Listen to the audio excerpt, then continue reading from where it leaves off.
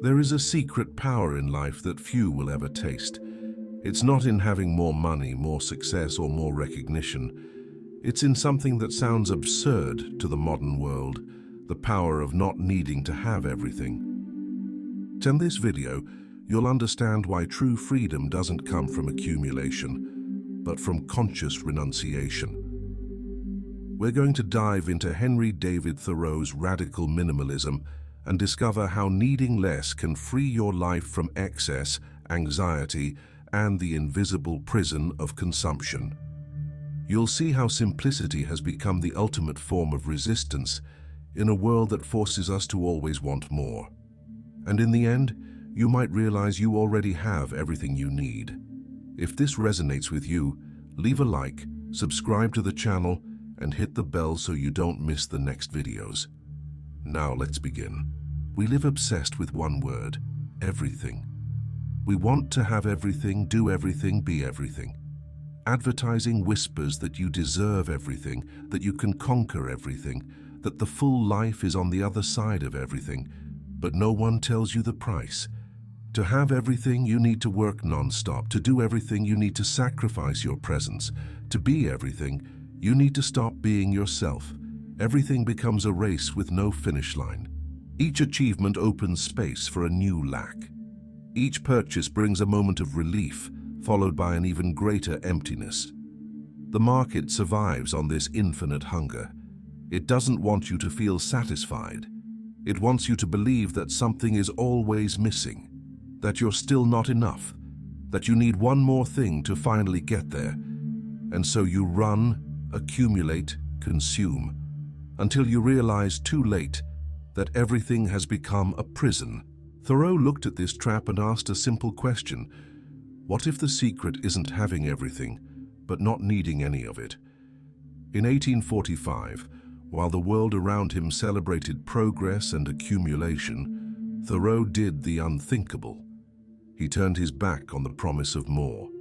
He went to the shores of Walden Pond and built a cabin with his own hands, a single room, a simple bed, a table, 3 chairs. No luxury, no excess, no false necessities. To his neighbors, this was madness or failure. But Thoreau wasn't running from life. He was going toward it.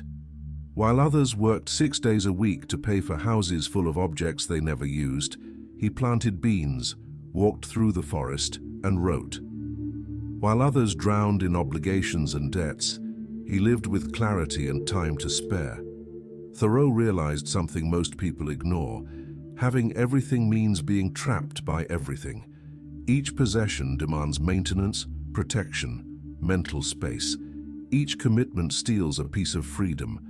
Each unnecessary yes is a no to your own essence. He wrote, "A man is rich in proportion to the number of things he can afford to let alone." This wasn't romantic poetry. It was a truth lived in the flesh. Thoreau proved that freedom isn't in conquering everything, but in freeing yourself from the desire to have everything. Thoreau intuited what modern science confirms with data. Having less doesn't impoverish life, it enriches it. Psychologists today speak of decision fatigue. Each choice drains mental energy. Each object demands attention. Each notification steals focus. When you reduce the number of trivial decisions, energy remains for what truly matters. A closet with 10 pieces brings more clarity than one with 100. A calendar with empty spaces allows more creativity than one packed with commitments. Neuroscience goes further. Studies show that minimalist environments reduce cortisol, the stress hormone. Fewer visual stimuli, less anxiety. Fewer distractions, more presence. The human brain wasn't designed to process excess. It functions better in spaces of quietude and simplicity. Sociologists also observe an interesting pattern. Those who live with less are more resilient. When the economy collapses, those who depend on much suffer. Those who learn to live with the essential adapt, bend, but don't break. In an unstable world, minimalism is survival. Research on well-being reveals another uncomfortable truth. Beyond a certain point, More things don't bring more happiness. A bigger house excites for weeks, then becomes the new normal. It's hedonic adaptation, the treadmill that never stops. But experiences, deep connections, and time in silence bring lasting satisfaction. Thoreau knew this without needing graphs. He felt in his bones that life becomes richer when it's not suffocated by excess. Thoreau didn't leave a rigid manual, but a living philosophy. Principles that anyone can test. The first, discover what is truly necessary. Much of what we call necessity is just habit, insecurity, or social pressure. When you question each item, each commitment, each subscription, you discover you need much less than you imagine, and each false necessity abandoned is one less chain. The second principle, practice voluntary simplicity. There's a brutal difference between imposed misery and chosen simplicity. The first is suffering, the second is power. Thoreau planted, repaired, lived with little, but by choice. This made him freer than any rich man trapped by his possessions. Voluntary simplicity is saying, I choose to live this way, not because I'm forced to, but because I understand that less is more. The third principle, live in being, not in having. Philosopher Erich Fromm described two modes of existence: the having mode, where life is measured by possessions, and the being mode, where it's measured by depth and experience.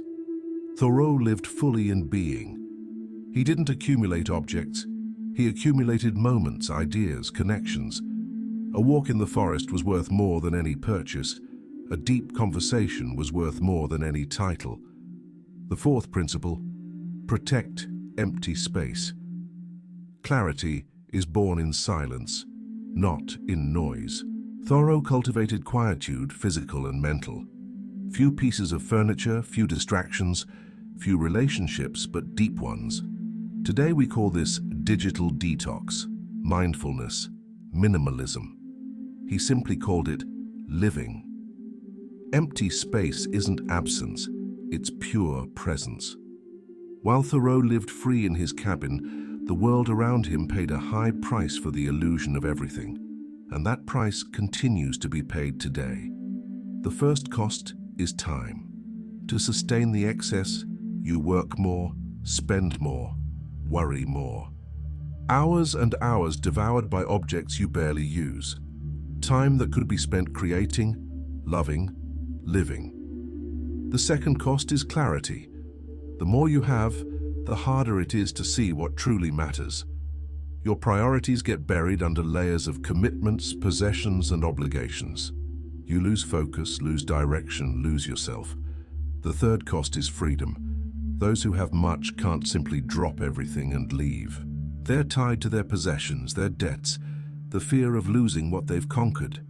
Freedom requires lightness, and lightness requires less. The fourth cost is peace. Consumption generates comparison. You always find someone with more, with better, with newer.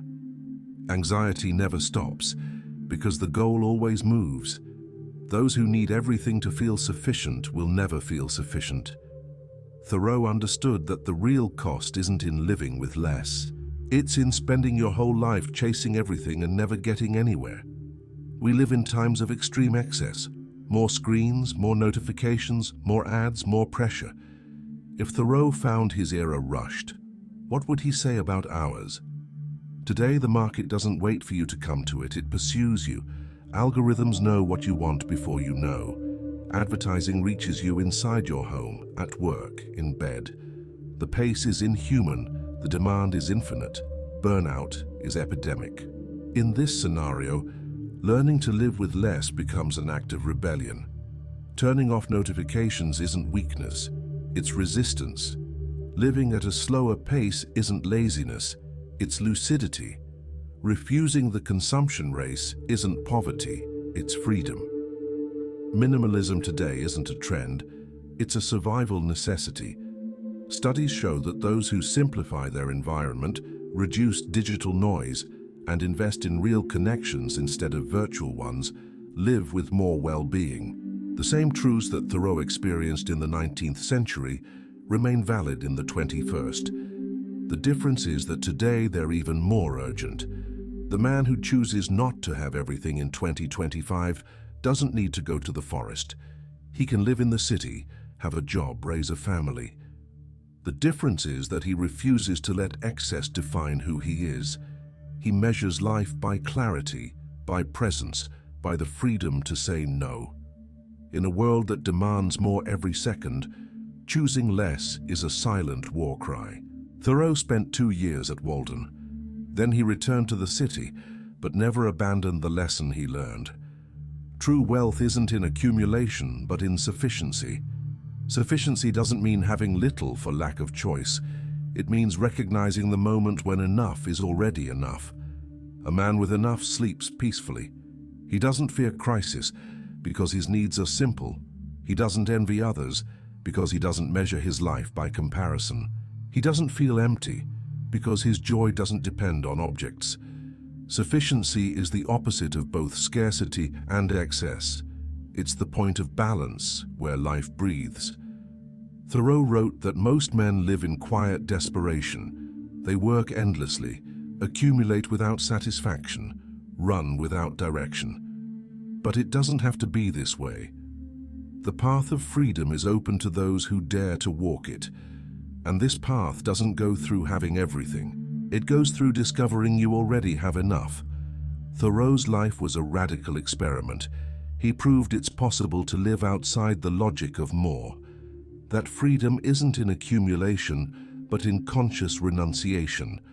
That clarity comes when you remove the excess, not when you pile on layers. His cabin disappeared, but the message remains alive, especially today, when the world screams that you need more, more, more. The truth Thoreau discovered remains simple and powerful. You don't need everything to be free. You only need the essential. And often, the essential is already here. So the question remains for you. What can you let go of today? A commitment that doesn't make sense, an object that only takes up space, a necessity that was never real. Perhaps that's where your freedom begins. Not in the infinite race to have everything, but in the silent courage to live with less. Because in the end, those who don't need everything can have the only thing that truly matters, a life of their own. This is the Inner Odyssey. Thank you for watching.